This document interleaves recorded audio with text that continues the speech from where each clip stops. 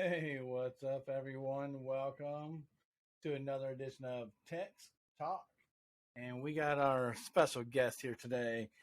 He's all over the place. He's called the Ops Center actually on Twitch. So if you've never heard of him, make sure you go follow him too. I'll have all the links after the podcast is over.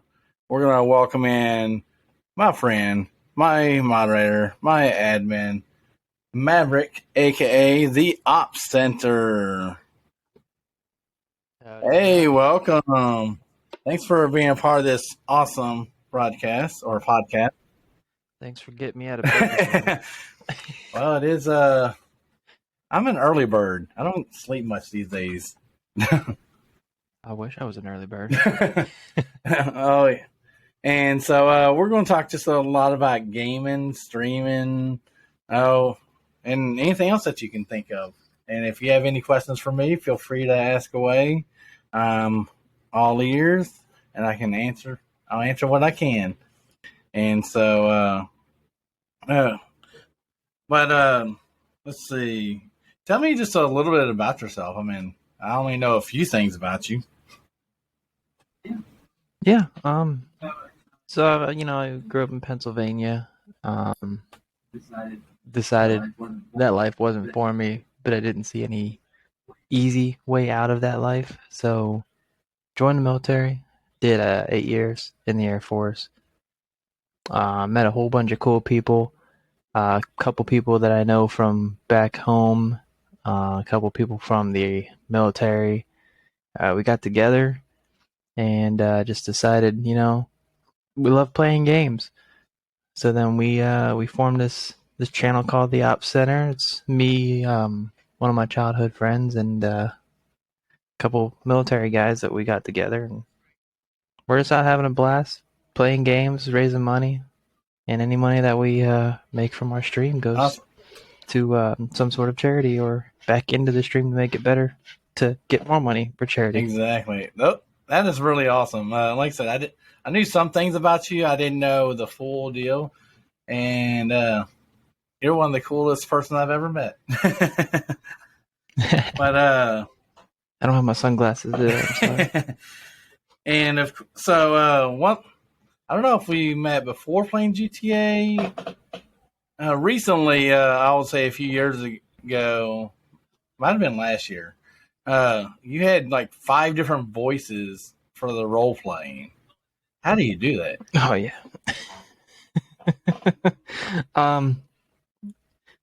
Just be goofy. That's definitely one way to look at it.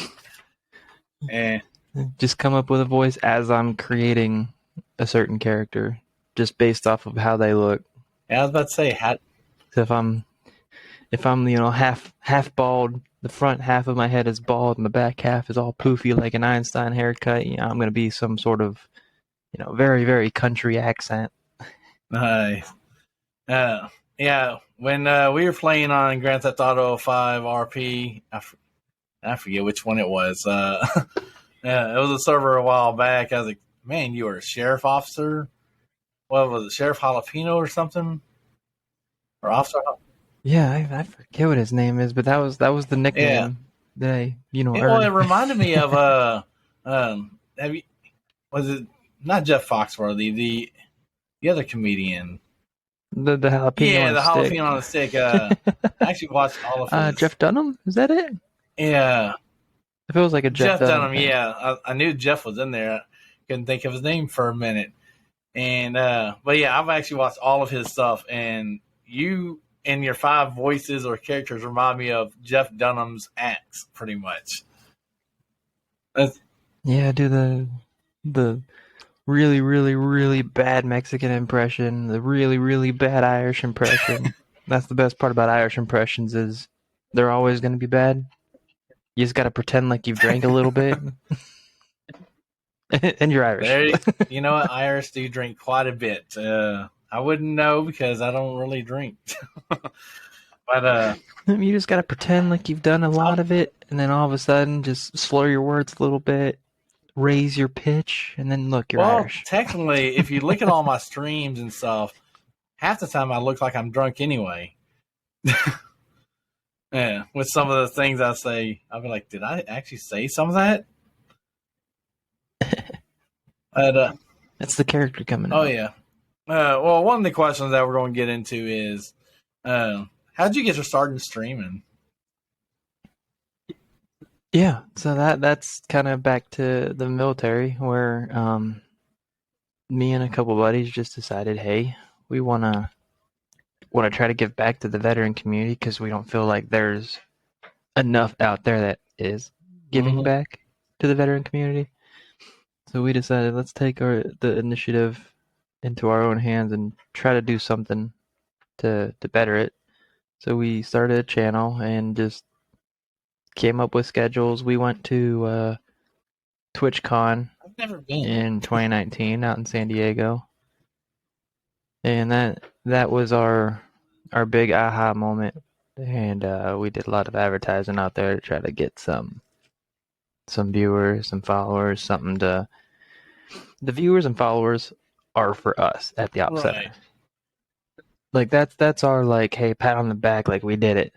The any money that comes in through the Op Center, there's I think 4 of us that stream to it, and we don't take a cut out of that. We don't take a paycheck. We either take that money and put it back into the stream, whether that's getting a new logo made, some new on-screen merch as far as we're trying to get some sort of tactical battle shirt jersey made Yeah. right now, which I mean those cost a Oh, lot of I money, know. but we're using whatever we can get and trying to split it between charity and putting it back into the stream to make the stream better. So yeah, any money that we make off of the Op Center isn't going toward any of us. We all have full-time jobs. That's We're just trying to send money to like um, the Wounded Warrior Project, various 22 Mission 22, various military veteran charities. wow. That's some amazing accomplishments. I mean, I was just looking at your the following that you have, and of course, with 4 people controlling the op center, or not controlling, just active when they're able to, and 769 followers. That is a lot. Yeah, I mean, and a fair warning, because I know you're going to post links and this is going to go out. If there anybody that does join the channel, we are military veterans, so just prepare for Oh, language. well, I'm sure most of them. Actually, I've seen more. It doesn't matter these days what language are out there. I mean, people let yeah, there's going to be some language. People question me because I play Grand Theft Auto 5 and I'm a pastor. They're like, how does the two Yeah, fit? Back in my early GTA well, trust me days. on the Op Center. Trust me, we lean into that. The whole veteran thing. So if you watch it, there's going to be probably some language. There might be some drinking. And one of our guys lives in a recreation state Okay. for smoking. So he does that every once in a while on Uh, stream. So just be yeah. prepared for that. Well, that's why most of the streamers these days, they put 18 plus along with Oh, yeah. everything to let them know that this is not for the youngest at heart. This is more for the adults here. And who'd have thought that Yep. adults would still be gaming and now streaming in our age? Yeah. And we usually play a lot of tactical games. We lean into that military mindset. Does it also help you in your military when you're out there on battle? Kind of, there's a lot of simulation styles out there. Doesn't that help you get a better target for what you're aiming when you? Yeah, it definitely helps us get a better target audience too if we're streaming a certain kind of game. But I mean, for the military vets, it's like there's games out there like Squad where it's real simulation type military stuff, like including arma as well. And I mean, I don't know, it helps us kind of just cope with different things too. That's what I was going to lean to. The next question is how it's not a question I have written down, but I was thinking about it before we were going to go live and stuff. That whether it's streaming or gaming, how does that help someone who's in the military, whether post or current or uh, getting ready for getting their mindset ready and stuff? I would say it helps a decent amount. Um, like for me and a couple other buddies, I know we play it just to like not we play it to relive it, but not relive it at the same Right, time. I know that Because can I be mean, tricky. once you're in, and then when you get out, while you're in, you're thinking the grass is greener on the other side, and then you finally get out and you're like, man, life was simple when I was in the military, man. Like I had a paycheck guaranteed twice a month. Like I wasn't at risk of getting fired unless I like did something really dumb. And by really dumb, I mean like doing drugs or something, because that's like the biggest no in the military. That and like I'm trying to think of the right word, Yeah, adultery, essentially. and That those two things are the biggest. Like you don't do that in the military. now with the gaming But slash streaming, I I have several friends myself that are actually just like you in the military. They actually have kind of very similar to you. I mean, they got their own military buddies together. Say, hey, let's join together. Let's stream. Let's game. Let's again raise money. And I thought that brings the camaraderie outside of the military side into a a group that is with you for a long time. yeah, it definitely kind of incorporates it into normal everyday life to just help you through it for sure. Now, does those that are a part of the ops center, do they? Oh, not in detail or anything. This next question, just how do their families, whether their close loved ones or their families in general, see the aspect of gaming? Do they like it, approve it, disapprove it? Families and loved ones of our members at the Yeah, Op Center. I don't think they have if a. if it's I applicable. really don't think they have a preference. I think if for those that are married, their significant others are just kind of whatever. Like, hey, that's something he enjoys. He's gonna do it. It gives them an out, so they're not. They can take their aggression out on the next person that comes after them in Call of Duty instead of uh, taking aggression elsewhere. So it definitely Yeah, helps in that aspect. yeah, and they know that. Everyone knows that. It's no one's against the gaming.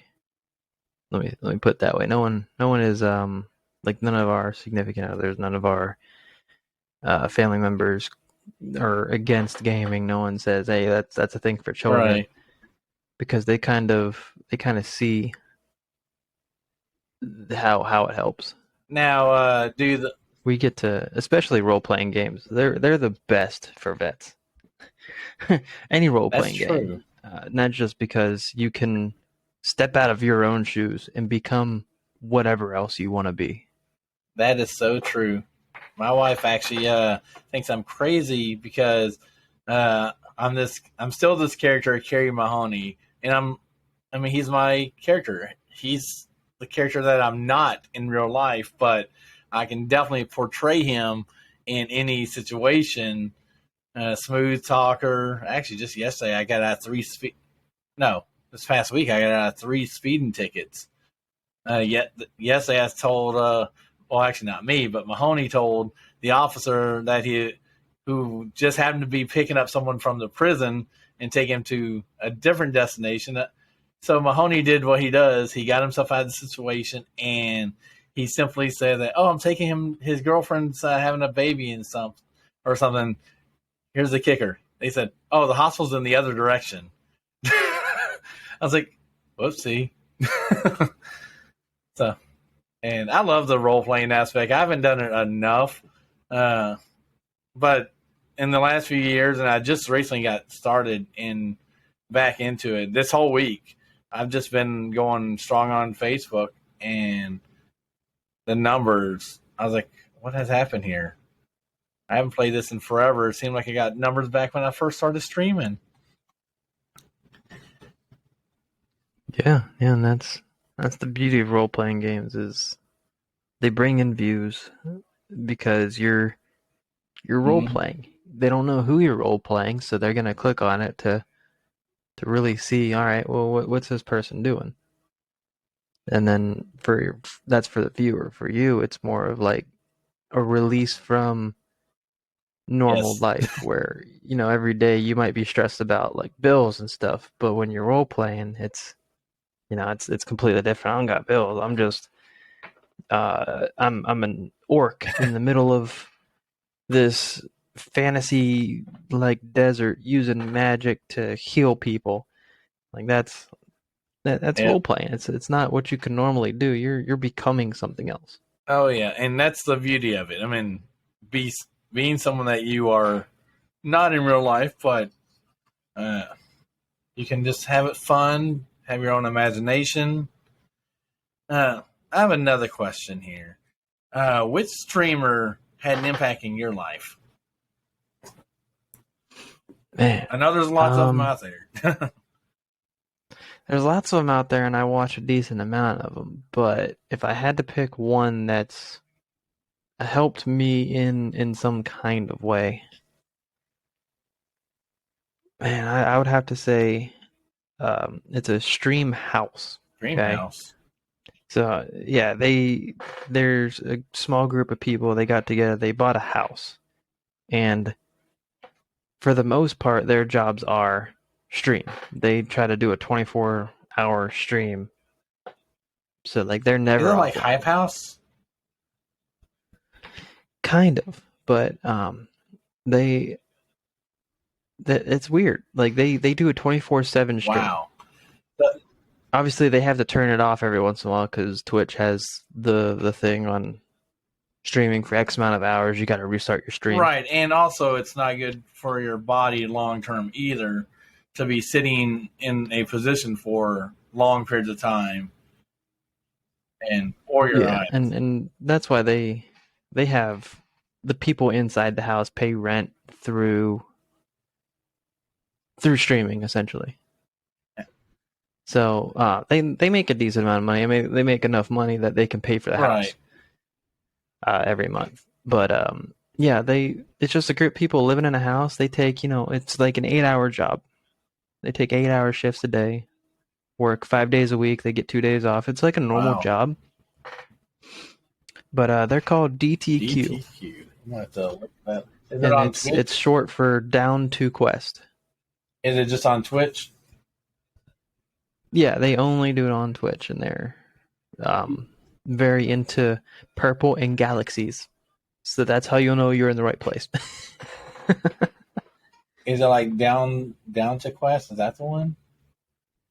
Yeah. I don't know who's streaming right now. Yeah. 57 viewers right now. Neon Abyss is what's playing.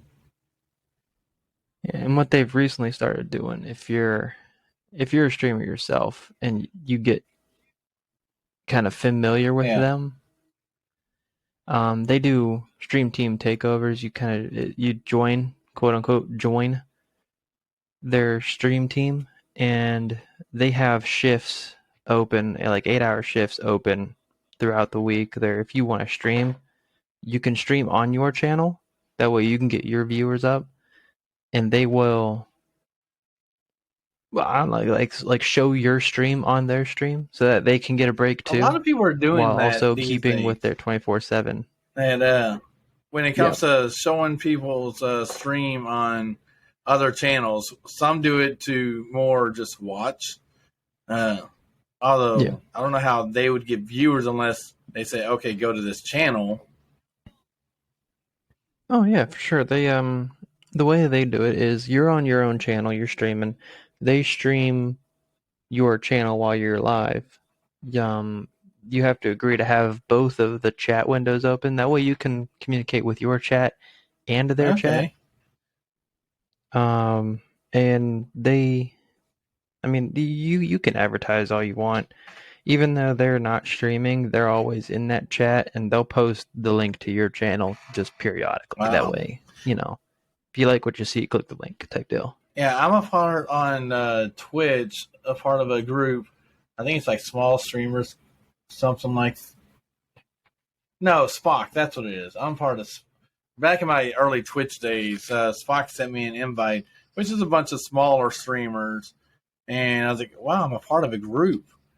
And at that point, I probably had maybe 10 people. Groups are nice, especially in streaming. Groups are nice because you can kind of share views, share followers, and it helps grow the smaller channels quicker. And that's the beauty of it, because streamers as a whole are a huge community that we want to help each other out.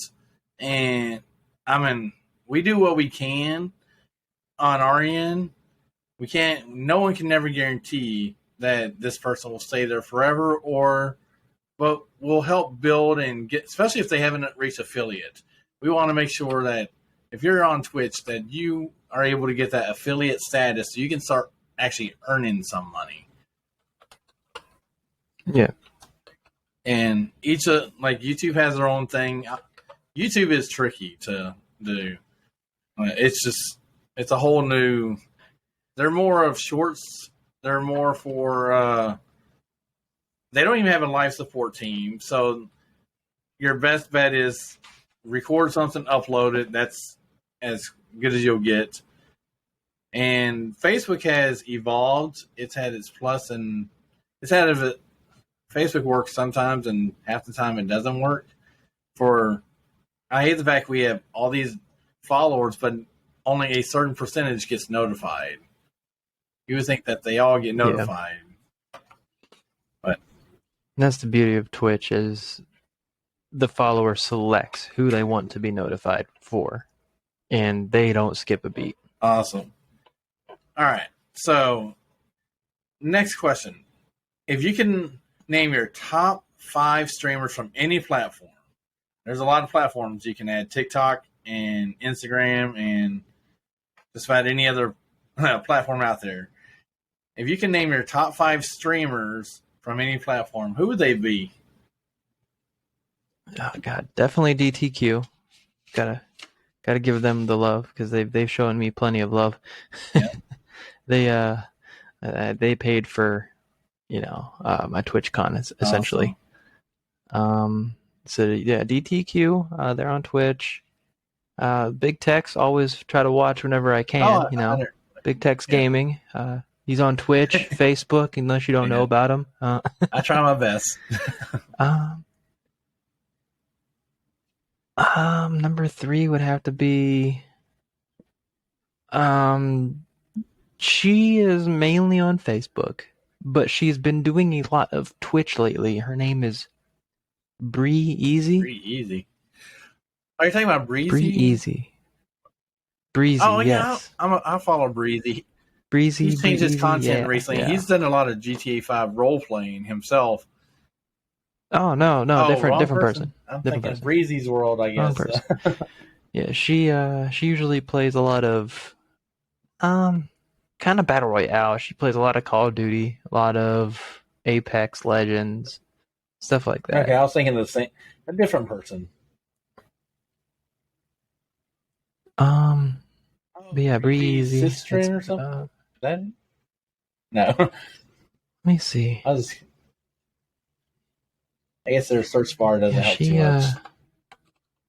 Let me try Facebook real quick. See if I can spell it. I guess spelling is the key.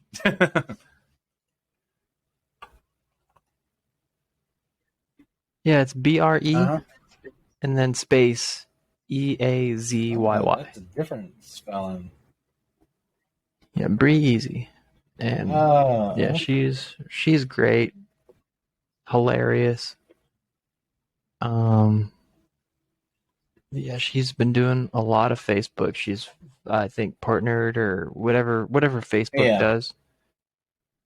She's one of those, and then she's kind of just starting out on Twitch, but she's grown pretty big because she has a lot of followers on Facebook, and they And that's follow the her on neat thing Twitch more. about She's doing it. Facebook.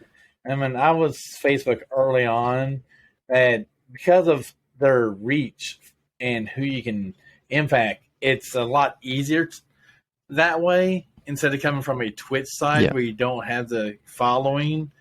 You're limited, but if you have your friends and family and all those people involved, you could reach just about anybody.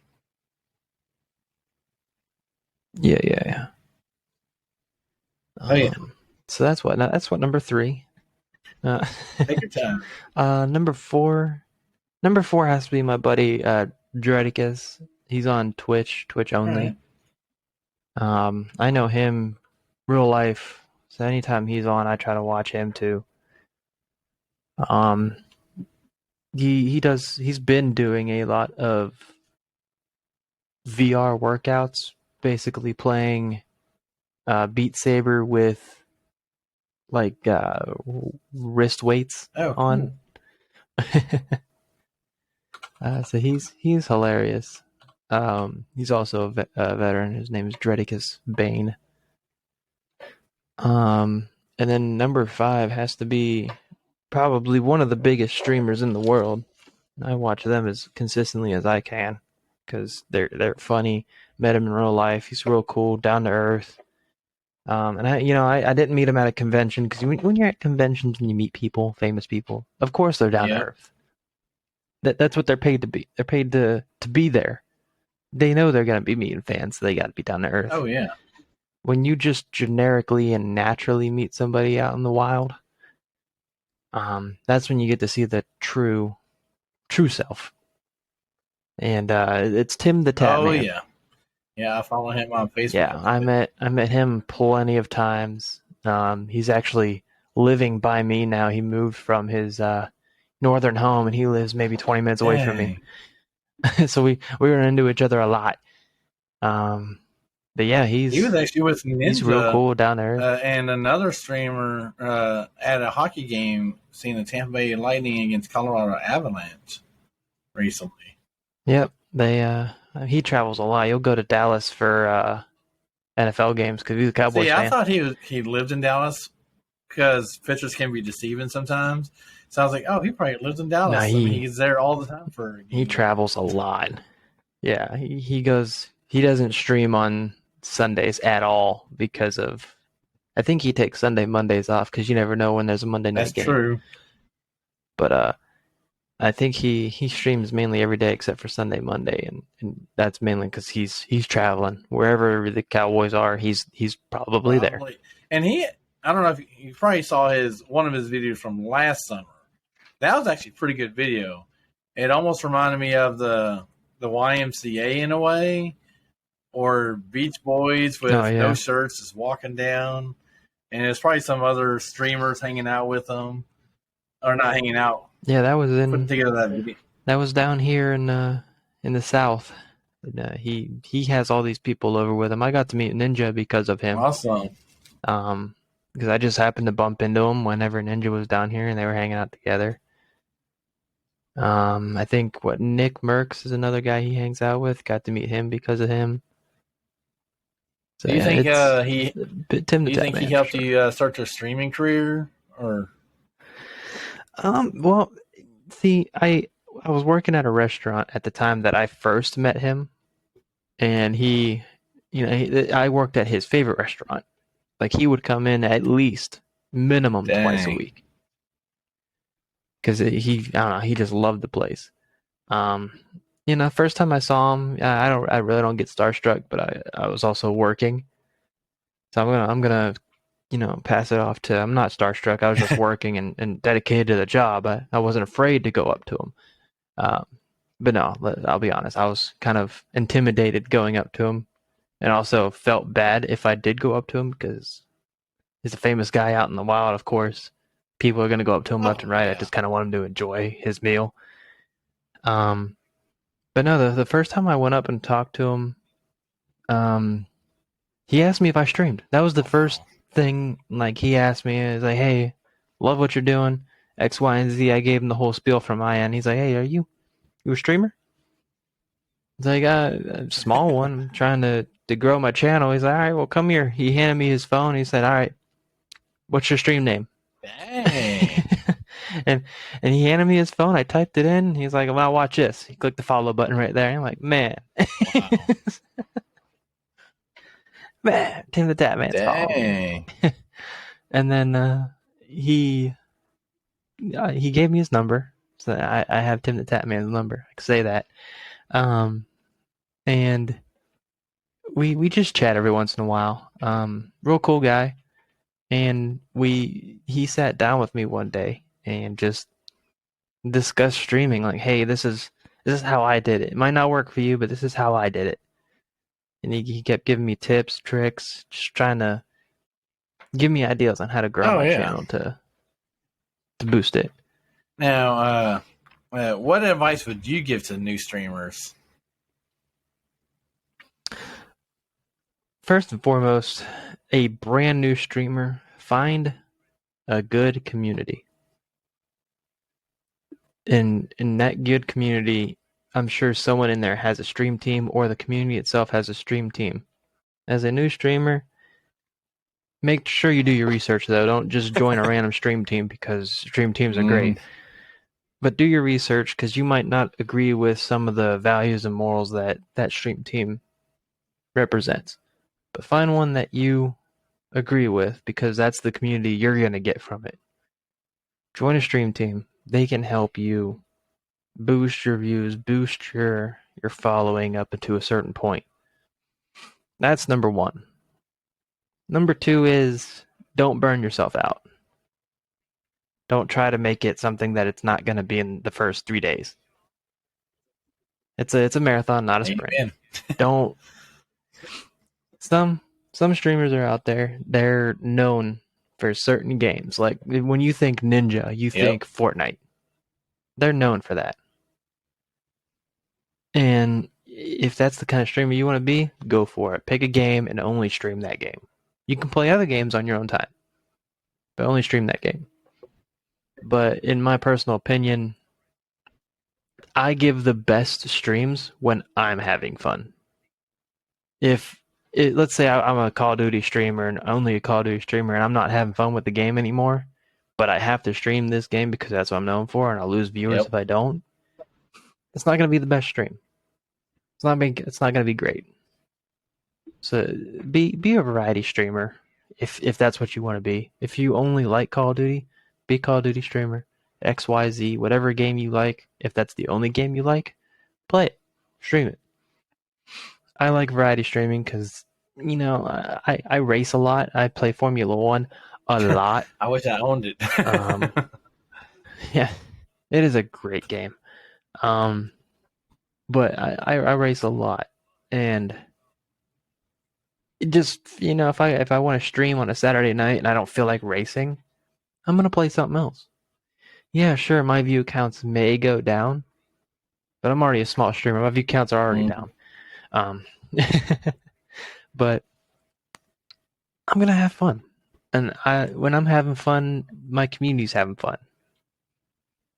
because I give them more interaction. I give them more things to talk about. And that's a neat thing. I mean, that's having fun. I mean, I have seen people that have wanted to be exactly like Big Tex because Big Tex is doing something right, but they don't have the patience. They want the instant money. They want to be in a sprint, not a marathon. They want Big Tex's followers to go follow them and stay following. We're not thinking that they got to have your own community mindset, because what my community is very vast, it has a wide range, and offering something that knowing that are you going to be the first one to create something that no one else has done? And I'm always thinking about what can I do to improve my streams. And I don't even stream games that often. I mean, I stream games more in the evening times after work, but look what I've created I just got to maintain them. Tex Talk is only in a few weeks old. The Liberty Church Online is 6 months old. Cooking with Big Tex has been around for a couple of years, and that is actually still one of the highest rated non-gaming but requested shows because I'm showing another side of me, a passion that, hey, I can cook. And I'm sure there's some other things that I'm probably... Oh, sports talk stream. A few years ago, took a break. Now we're going to use this platform when it comes to any discussion. The draft night was huge. That blew my mind. Now we're just going to move the draft to this side. I know who's in the channel. But the draft was, as we talked in Discord, I didn't realize how big it was until I was like, oh crap, we got to go live the next day. We did. And I love the interaction. I mean, it was huge. And just finding common interest and there's a lot of interest that I have with several different gamers, streamers, and I love collaborating with other people. And when I'm on the road, like, I want to meet those other gamers and streamers. I've already met Death Reaper Gaming. He's not too far from me. I haven't met Gator Chomp Gaming. He's not too far from me. Race War Gaming and I go way back, college dorm mates. And then Texas Squid 1 on Twitch. We're high school friends. And so I want to collaborate, whether it's doing a cooking show, doing a talk show, whatever it is. I want not only your name to get out there, but also as we collaborate together with these neat ideas. Yeah. But people want to copy everyone instead of being creative. That in Rome wasn't built in a day. No, it sure was. So don't expect your stream to be built in a day. No, and honestly, all this equipment I got, it took time.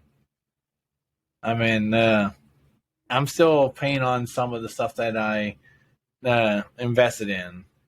But at the same time, sponsorships have say, hey, we love what you're doing. Would you do this for us? And just whether it's show off an Udi on the stream or whether it's talk about microphones or cameras. So it's been good things can happen. And my greatest achievement on YouTube, getting noticed when I had 42 followers. How does someone with 42 followers even get noticed by a big time corporation? And it just takes a lot of hard work and dedication. But yeah, really, it does. So those are, yeah. I mean, you said it. Have fun when you're out there streaming, and definitely don't copy someone else's stuff.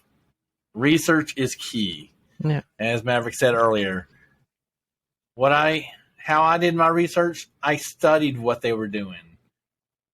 People that I watched early on was Leah Ash, Jobless Garrett, and of course Riot Stream. I studied what they had in the background. How are they using this and that?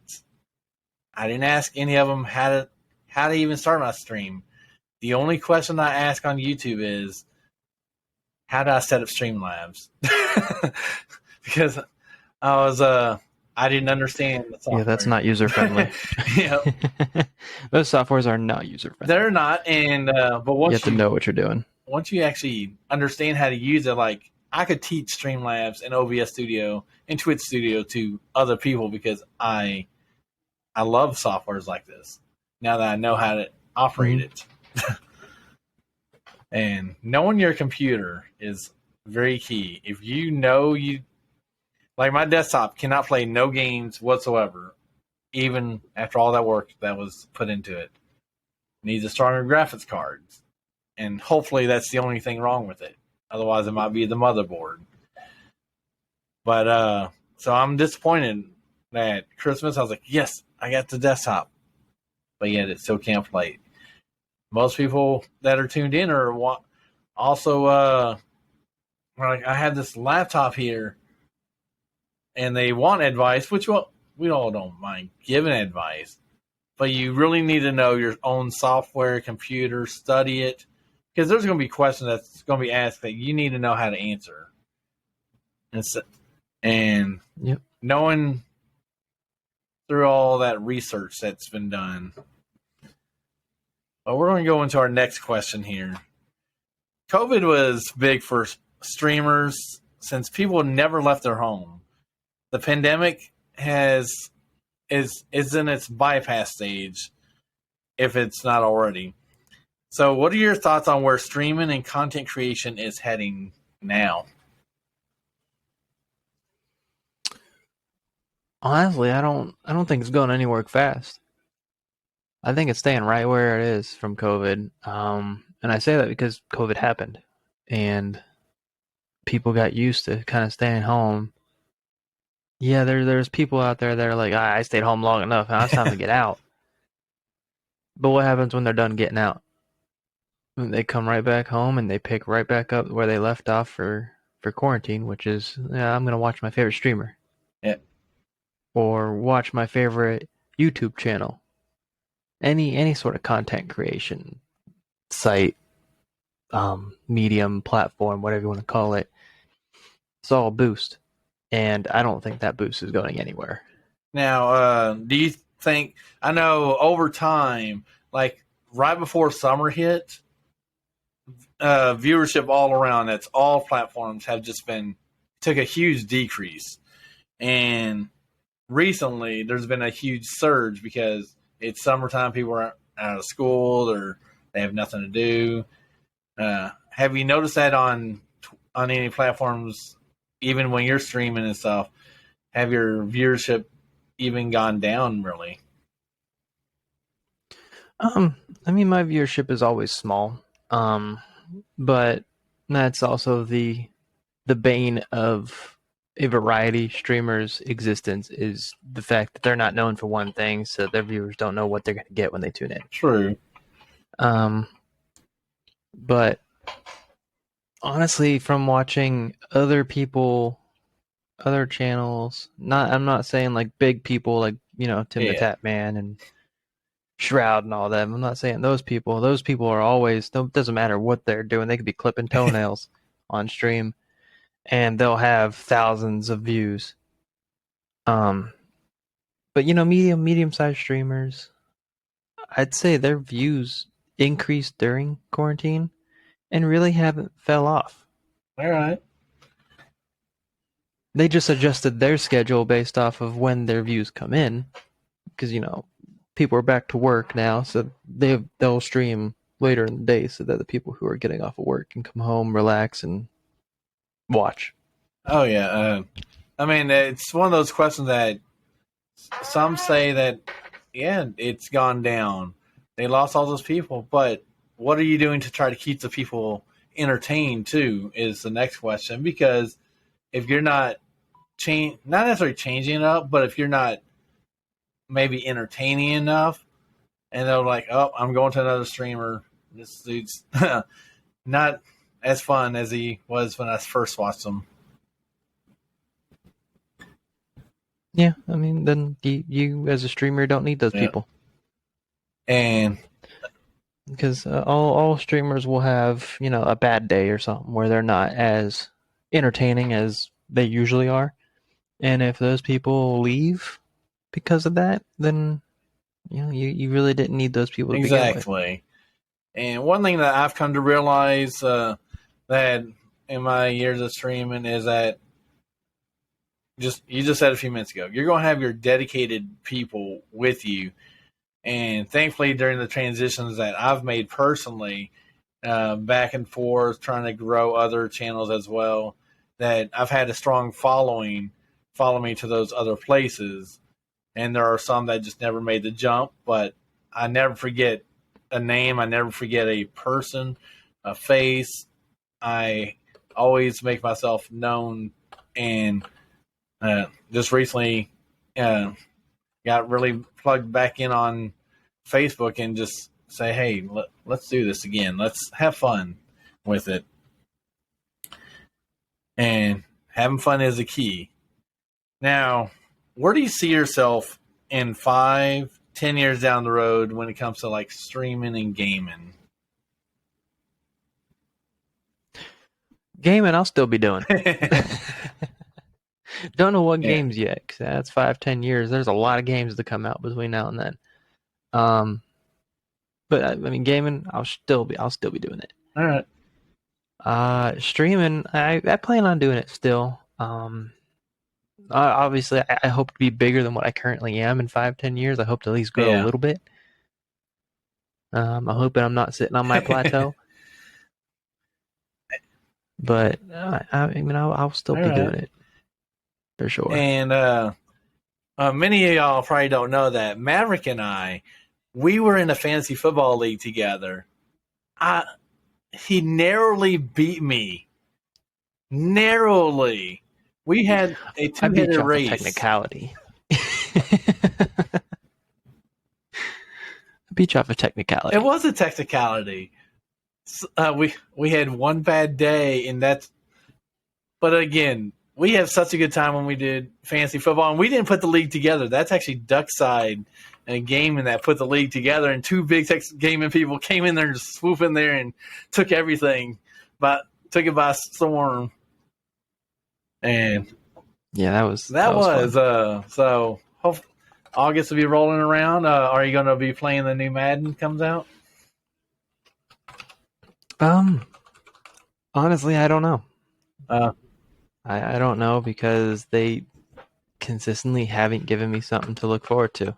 Well, one thing you'll see on my stream is Madden 23, because a good friend of mine said, "Hey, here's your gift."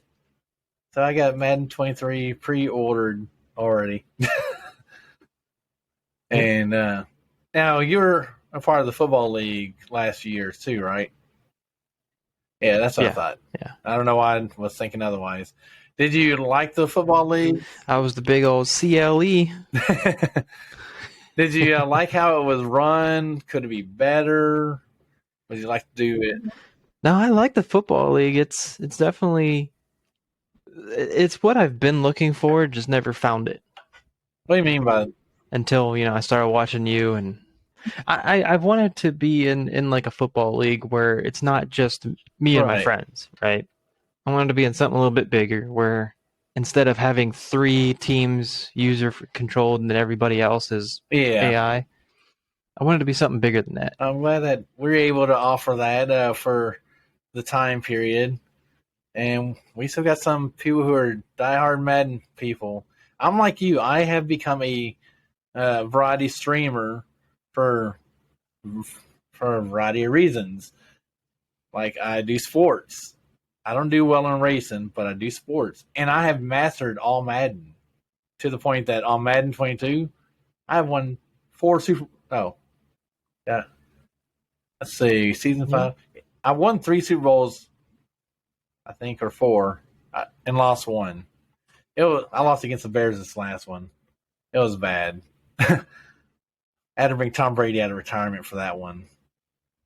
That's how bad it was. Someone's got to bring Baker Mayfield out of his unwanted retirement right now. Do you think he's going to with the situation in Cleveland right now? Do you think he's going to stay there or force the trade? No, he's done in Cleveland.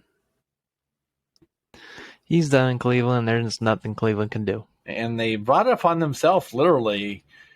I mean, yeah, they told him he was safe, X, Y, and Z, and then all of a sudden, hey, we got Deshaun Watson. Yep. And then, well, I thought I was safe. Why did you get another quarterback? And then they brought in Jacoby Brissett on top of it. Yeah, as if that wasn't bad enough. Like, okay, well, maybe Baker might be able to compete for QB1 with Deshaun Watson, but whenever you bring in a secondary quarterback after getting rid of all your other ones, he knew that Cleveland was done with him, so he's done with Cleveland. Yeah. And if Deshaun Watson gets a season suspension, I don't think Baker Mayfield will see a down in Cleveland unless he's playing against them. Well, with Deshaun Watson, if he gets that extra suspension and stuff for another year, he's already sat out 1 year with Houston, and from reports I've heard that it appears that he may not get that suspension. simply because he sat out in Houston already, even despite these allegations coming forward. Yeah, but wasn't that was that a personal decision to sit out, or was that a That team was a decision? team decision that they didn't want the hassle of uh, the off the field stuff intertwining, because it was kind of a team and personal decision. I mean, he still went to the facilities. He was still able to do all that he needed to, but he never stepped on the field simply because of Yep, and the league.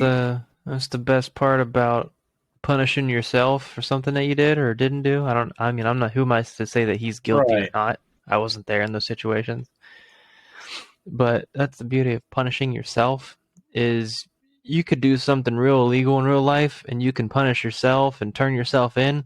But at the end of the day, the law's still gonna punish Yep. you. And You're just getting punished twice. with the court system, I mean, I've looked at some of these cases. It's taken 2 years before the courts even look at most cases. And that's where we are with Yep. this one here. They're just now looking at just Deshaun Watson in his case. And just like the Amber Heard, the incident happened in 2017, and here we're in 2022. The courts are just looking at it. I wish there was a speedier court system to take care. I hope that Deshaun Watson is innocent. I mean, everyone can only hope that he's innocent, and that he doesn't get a suspension. But the way they handled the Baker Mayfield situation in Cleveland, as a Cleveland fan, part of me hopes that he gets a season suspension. Baker doesn't want to come back, and they realize, wow, we really did shoot ourselves in the foot. Yep. And that's the beauty of it. I just don't know if Deshaun Watson is actually going to be ready if he sits out one more year. He's got to try to stay I know ready. he's got to try. I mean, usually with these suspensions that they hand out, that he's pretty much. I mean, I don't know if you can even work in the facility, much less. So he's got to do his own private workouts of some kind. Yep. I think he's gonna have to be in the same situation as Kaepernick. Yep, and look where that's turned out. And I mean, it as a fan of sports, when an athlete takes a stand on whatever hill they decide to die on, right? Like Kaepernick chose the racial inequality. It's a great hill to stand on. Tim Tebow chose religion as his hill, and it's sad to see that when an athlete takes a stand, that's pretty much it. That's the end of it. I know. I mean, it is 4th of July weekend. We're supposed to be celebrating the freedom, the independence that America has, with all that we have the freedom to do just about anything, as long as it's legal and it's not hurting anybody. That we have freedoms that most countries don't have, and yet we still feel like that we're in a country that the freedoms are not really there. They're there for some, but not for all. Yeah, and that's all coming down to that last court case.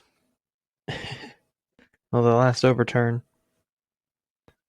And like it to me, it doesn't matter where I stand.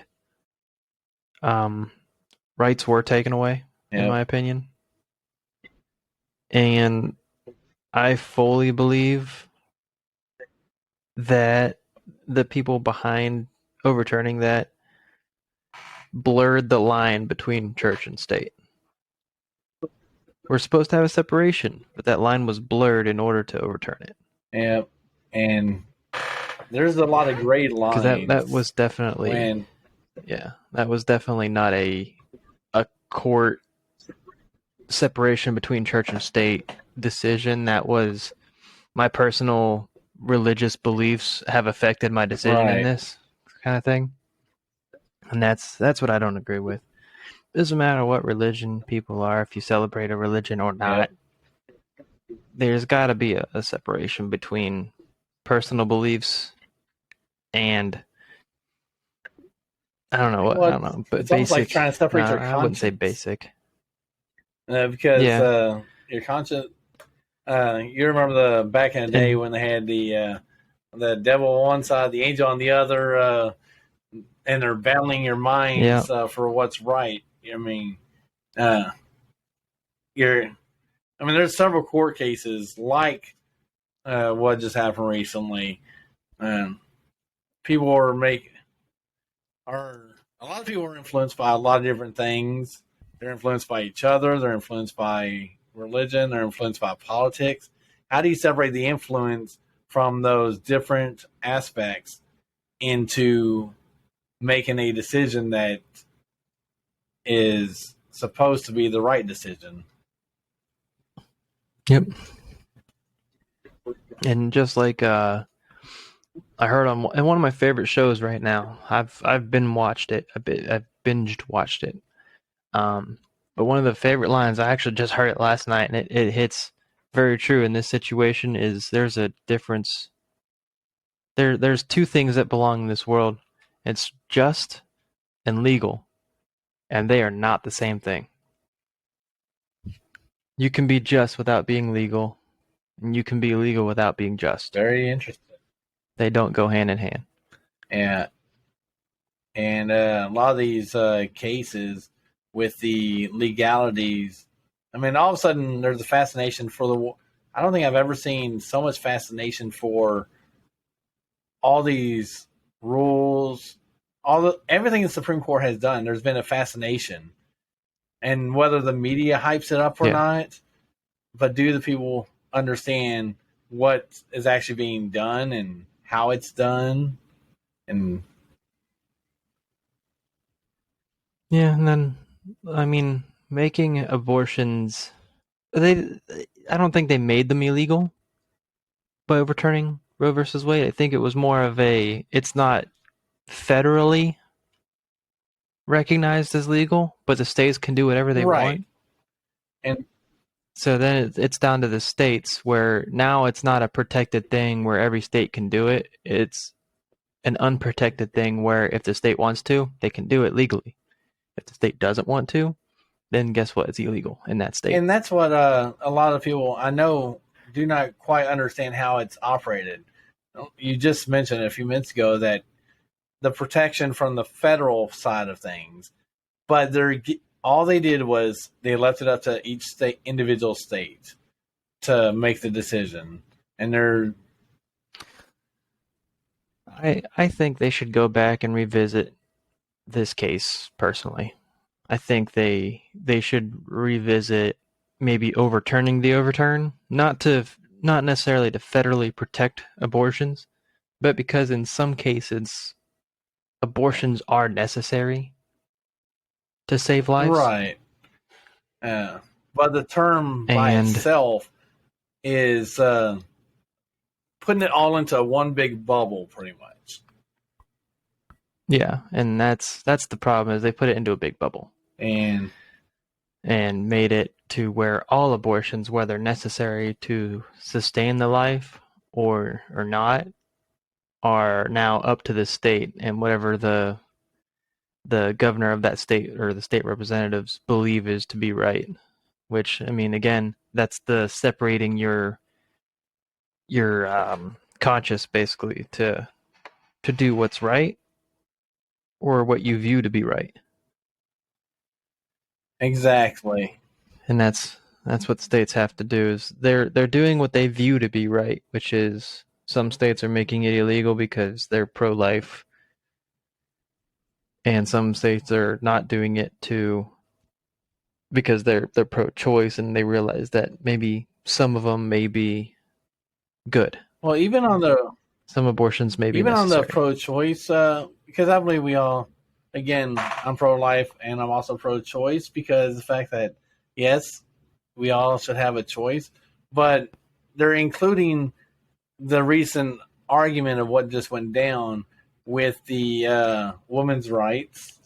Uh, Nothing wrong with women's rights. They're just including that into the case that just happened, as if rights are being taken away from them. There's still the definition of what actually they need to clarify more of the definition, what the intent of the matter. Maybe if you will have a better clarity and understanding of what's at stake. And I'm not saying look at it to just say, okay, to reverse the decision or whatever. Take another look at it. Are the wordings properly connected? Do we have a proper definition of what's at stake? I mean, a lot of it is still left up to the states on this matter. Yep. And so, but I tell you what, it's been a great discussion today. Before we wrap things up, one thing I always like to ask people I interview is, did you have any questions that you would like to ask me that you've been thinking about? Honestly, no. I feel like just from watching other people do this with you, I've learned pretty much everything that I currently had the questions for. Yeah. Well, I always like to throw that out just in case there might be something that hasn't been asked yet. And this is actually one of the few opportunities that you are like one-on-one with me and you get a free course or a free lesson into say, oh, here's how you can do it better, or here's how you can improve this. But yeah, that was enjoyable. Definitely thank you for again coming on and just sharing some time. Like I said, Tex Talk is exactly what it is. We'll talk gaming, sports, gaming, streaming, content creating, just about anything that's out there topic wise. We talked about a little bit of Cleveland situation, Roe versus Wade situation, and those that are watching the podcast when it's aired and stuff. Again, we are currently, I forgot what I was going to say earlier, but anyways, we are currently on Riverside FM, Tex Talk, and I'm always looking for more content creators, influencers. You don't have to be necessarily a gaming influencer or a content creator. You could be in the religion. You could be doing something great charity wise. You could. It's really neat to hear a streamer that's literally giving everything back. You hear a lot of how streamers give back to the community or give back overall to organizations. Maverick and the Op Center crew has done exactly that. They are someone that we should follow. That, and as a streamer and gamer, you don't necessarily make a lot of money. It's all what I always tell people is, don't do it for the money. Do it because you love meeting people, maybe the entertaining aspect. And so we're going to continue on next week. Actually, let me see who I got next week. We are going to be talking with, supposedly, if he's available, Death Reaper Gaming will be next week. And I'm going to try to do a road text talk with a pastor friend of mine who's starting Dirt Roads Ministry. Actually, in October, he'll be doing Dirt Roads Ministry, which is revitalizing churches. And then on the 16th, BNR Gaming, we'll have an interview with him. There will be no Tex Talks on the 23rd because I'm actually doing a water fund day at our church. And I got plenty of spots open. Hopefully we can get some more people down the road. Talked to Dan last night on the stream, and he's going to be coming on, and he's got a podcast or something himself. So it's just, Tex Talk is what it is. We talk about the life in general. And so I'm going to end it here as I go to our concluding. I hope you have a wonderful day. I'm going to put us on mute real quick. And so let us head on.